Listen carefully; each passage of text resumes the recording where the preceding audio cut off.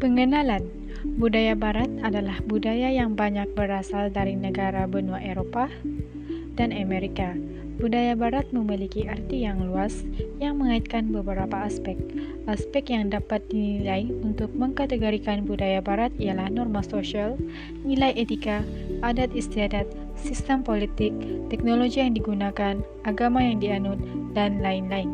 Budaya ini sering dikaitkan dengan kebebasan dalam proses pergaulan. Selain daripada itu, pengaruh budaya Barat dimaksudkan sebagai gerakan pembaratan dan penjajahan pikiran yang dilancarkan kepada sesebuah negara yang mempunyai tujuan nyata, yaitu menundukkan negara itu kepada kuasa imperialis dengan meleburkan nilai-nilai, memensongkan pengertian agama, dan memusnahkan tunjang serta asas-asas penting yang menjadi amalan dan pembentukan kepribadian seseorang.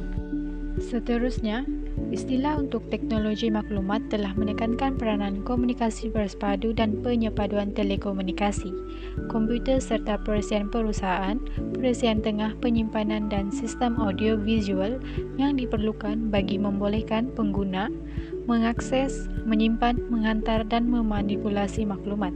Istilah teknologi maklumat dan komunikasi ini digunakan bagi merujuk kepada penumpuan rangkaian audio-visual dan telepon dengan rangkaian komputer melalui satu sistem kabel atau pautan tunggal. Beralih kepada masyarakat bukan Barat iaitu masyarakat Timur, masyarakat budaya ini lebih mengutamakan norma kesopanan dengan aturan tertentu. Budaya ini hidup dengan memegang teguh kepada agama. Agama menjadi pedoman dalam hidup mereka. Di samping itu, pengaruh budaya Barat telah membuat penjajahan dalam bentuk pemikiran. Penjajahan dalam bentuk pemikiran ini berkait rapat dengan teknologi dan komunikasi yang ada pada masa sekarang.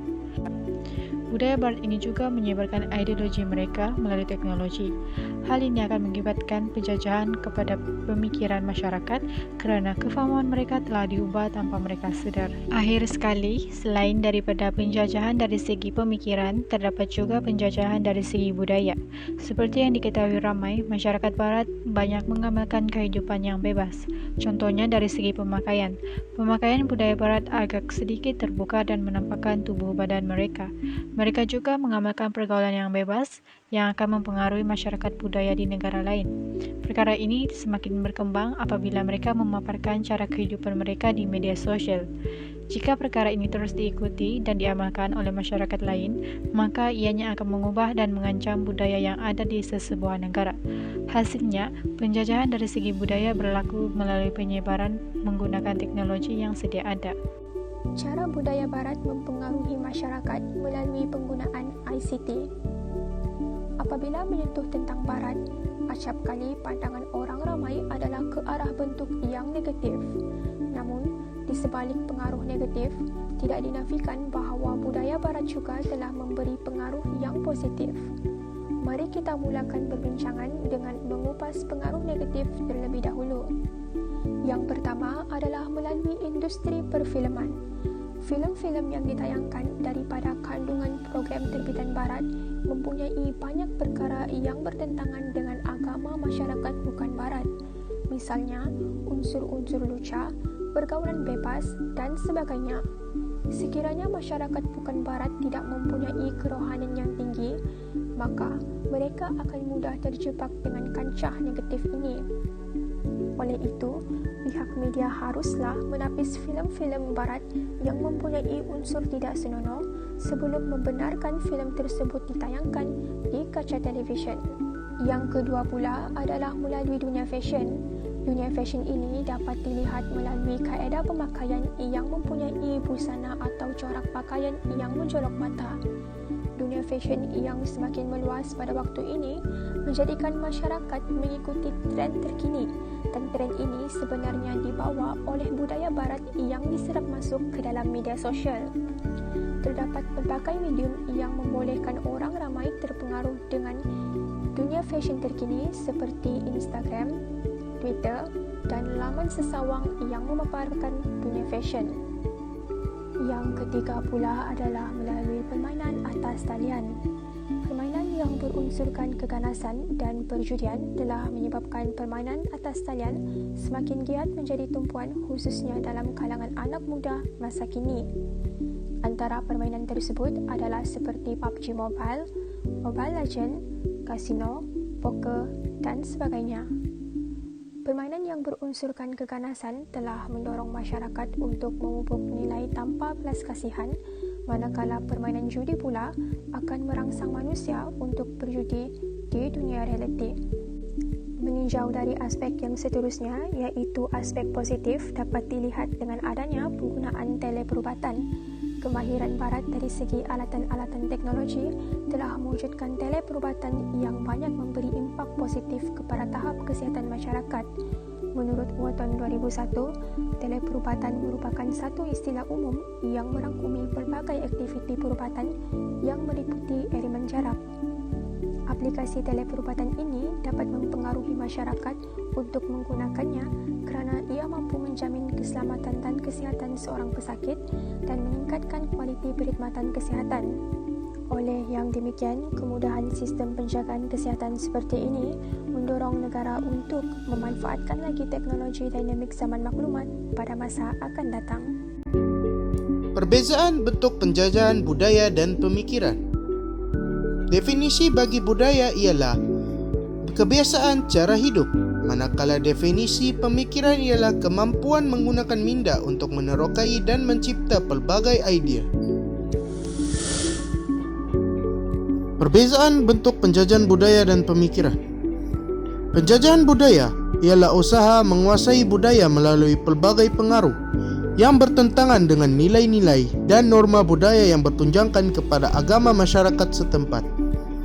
Pengaruh budaya ini boleh merosakkan jati diri seseorang itu dan boleh menyebabkan akidahnya menjadi goyah. Penjajahan budaya juga mempengaruhi bahasa, agama, ekonomi, politik, masyarakat, dan kesenian. Penjajahan pemikiran adalah menjajah kemampuan menggunakan minda dengan usaha meyakinkan masyarakat dengan pelbagai cara, di mana dipengaruhi melalui media massa seperti dari filem, muzik, kesenian, dan sebagainya dari negara lain. Proses globalisasi akan menghasilkan suatu perubahan yang agak drastik dari sudut pemikiran.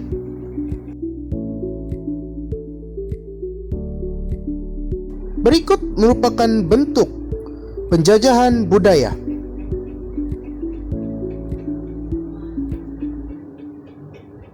Dan seterusnya, bentuk penjajahan pemikiran.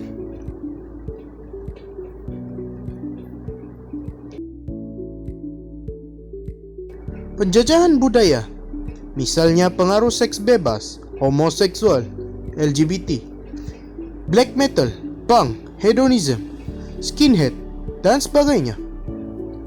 Musik dari barat, media sosial, cara pemakaian, gaya bahasa, gaya pemakanan, dan sebagainya menerap dalam budaya masyarakat. Penjajahan pemikiran. Ledakan teknologi moden telah memberi impak yang amat besar terhadap kehidupan masyarakat dunia.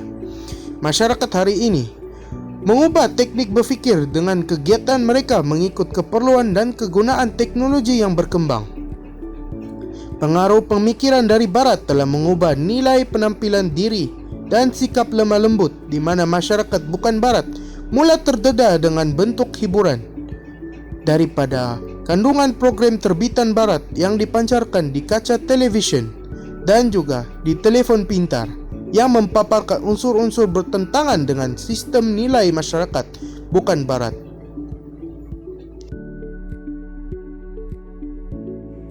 Pemikiran barat yang disebarkan dalam teknologi dan komunikasi. Pengertian pemikiran barat yang disebarkan dalam teknologi dan komunikasi. Pemikiran atau ideologi mempunyai karakteristik yang hampir sama dengan brainwashing atau istilah lain yang dikenali sebagai thought of control ataupun ideological reform. Serangan pemikiran bukan dilaksanakan secara fizikal, tetapi ianya lebih kepada serangan sepintas lalu atau tidak kelihatan. Serangan ini mudah berlaku dalam kepesatan teknologi dan komunikasi. 3 pemikiran barat yang disebarkan dalam teknologi dan komunikasi. Yang pertama, hak asasi manusia versi barat. Kedua, perspektif ajaran Kristian. Dan ketiga, unsur kapitalisme. Hak asasi manusia versi Barat. Hak asasi manusia versi Barat adalah berdasarkan konsep individualisme di mana masyarakat Barat meletakkan hak individu supaya dapat mengatasi hak komuniti. Hak individu meliputi kebebasan mereka untuk melakukan apa saja aktiviti. Walau bagaimanapun, kebebasan tersebut hendaklah tidak menggugat keselamatan masyarakat dan negara. Perspektif ajaran Kristian. Masyarakat Barat moden telah melahirkan golongan pemikiran yang bersifat human-centered. Kelahiran golongan pemikiran human-centered bertentangan dengan pemikiran God-centered. Human-centered menyatakan bahwa manusia itu jahat kerana berpegang kepada pandangan dosa warisan.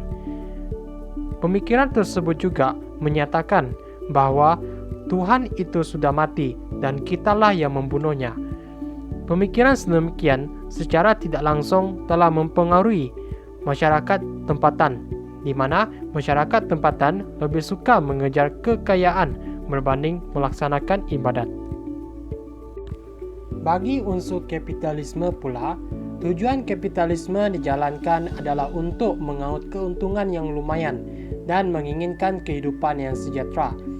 Idea ini berkembang pada abad ke-17 di mana pada waktu itu berlakunya revolusi industri. Ideologi ini semakin berkembang dari tahun ke tahun sehinggalah ideologi tersebut telah berjaya menguasai pasaran dunia sekarang. Misalnya, ideologi kapitalisme ini digunakan dalam institusi kewangan atau dikenali sebagai bank. Secara tidak langsung, pihak bank telah melaksanakan amalan riba dengan memberikan pinjaman kepada individu dengan memberikan kadar bunga di setiap pinjaman tersebut. Saya Muhammad Nizam Firdaus bin Abdullah, nombor kad metrik BA 20160870 akan membentangkan cara penjajahan bentuk budaya. Antara cara penjajahan bentuk budaya oleh Barat yang pertama adalah peralihan ekonomi, kedua pencetusan idea demokrasi serta hak asasi manusia, yang ketiga globalisasi budaya sosial, yang keempat penggunaan bahasa Inggeris dan yang terakhir budaya konsumerisme. Menurut Muhammad Luqman dan Azmi Abdul Manaf, globalisasi pemodenan Barat secara tidak langsung mengubah identiti sistem kehidupan masyarakat negara membangun baik dari segi politik, sosial, budaya maupun ekonomi. Negara kita telah banyak berlaku modernisasi yang dibawa oleh Barat. Sewaktu British menjajah tanah Melayu yang menyaksikan pelbagai budaya berbeza daripada masyarakat Melayu dibawa masuk seperti kaum Cina dan kaum India. Disebabkan itu, berlakunya transformasi ekonomi yang pesat iaitu peralihan daripada ekonomi berasaskan pertanian dan juga bahan mentah kepada ekonomi yang berasaskan perkhidmatan dan industri pada masa kini. Perubahan ekonomi tradisional kepada ekonomi perindustrian di negara ini juga telah membawa kepada ekonomi yang lebih maju iaitu dalam sektor perkhidmatan dan juga penggunaan teknologi tinggi. Seterusnya adalah pencetusan idea demokrasi serta hak asasi manusia. Sebelum kedatangan budaya Barat ini, penguasaan politik hanya terletak di tangan raja ataupun sultan yang diyakini mempunyai kuasa mutlak terhadap wilayah, manakala rakyat mempunyai kelas-kelas tertentu dan tidak boleh mempersoalkan kuasa raja ataupun sultan kerana ianya dianggap menderhaka. Akibat daripada bentuk politik tersebut, Barat melihat ianya merupakan budaya politik yang lapuk serta tidak berperi kemanusiaan dan bertindak membawa masuk ideologi demokrasi dan juga hak asasi manusia ke serata dunia kerana ianya dilihat lebih bertamadun dan juga prinsip jagat yang boleh diterima oleh umat manusia. Selain itu, cara penjajahan budaya Barat adalah melalui globalisasi budaya sosial. Barat sedaya upaya untuk membawa masuk banyak hiburan yang tidak bersesuaian dengan berbagai masyarakat. Rancangan reality television Barat seperti American Idol, The Amazing Race, The Apprentice dan Bachelor banyak mengutarakan nilai budaya sosial yang bertentangan dengan masyarakat.